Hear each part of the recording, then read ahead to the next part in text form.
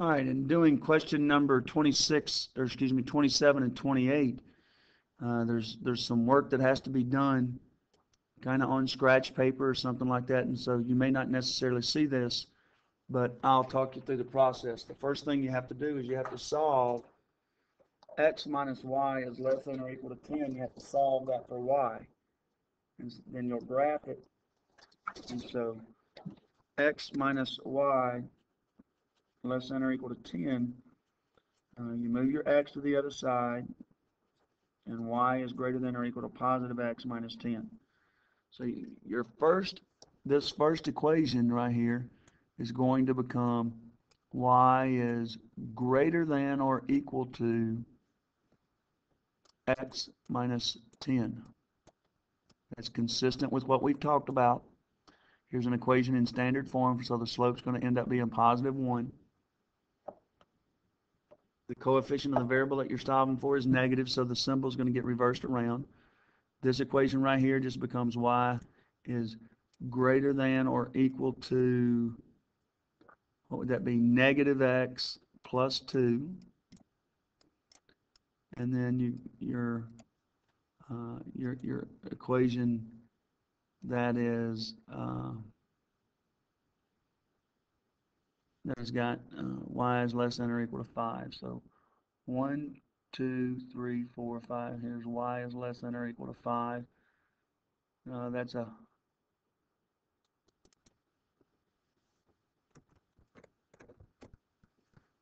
I believe we need to change this to a line that has it's got equations on both ends, or excuse me, it's got the goes on forever and ever in both directions. So I had to change the style there. So now I'm going to copy that, and I'm going to paste some of the other ones. So let's paste another line. I need to move this to where it is, let's see, minus 10. So let's bring it down here to minus 10. All these are up 1 and over 1, up 1 and over 1. There's that equation. So it's below the area below this line. I might want to write that in below this one. So below this line. Greater than above this one.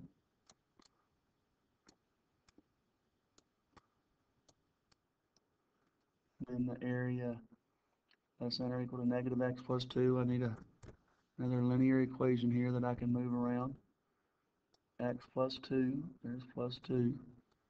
I want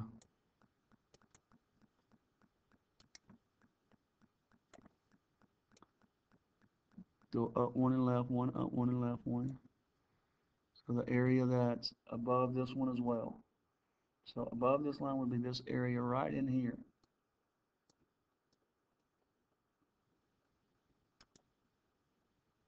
So all of this area in here, I would need to color, to shade in.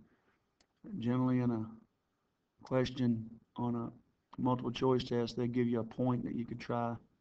So any point that was in here would solve all three equations.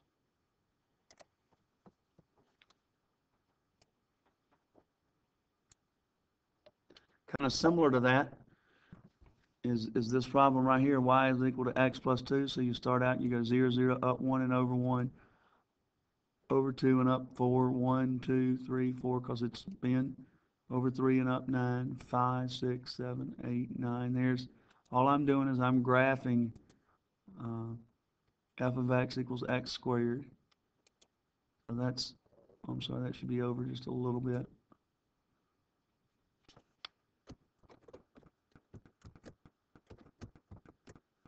Over 3, and then negative 3 squared is 9. That's up there. So you got this parabola looking. That's y equals x squared. And all it means when it says f of x equals g of x is when are these two systems, when are these two equations equal to each other? And so if I wanted to graph x plus 2 here, I'd They could have a x-intercept of +2. And so I would try to find the points that make both of these equations true. And just looking at the situation, it looks like to me the place where these two are the same is that point right there, which is over 2 and up 4. So that's the point 2, 4. So that looks like to me to be a solution.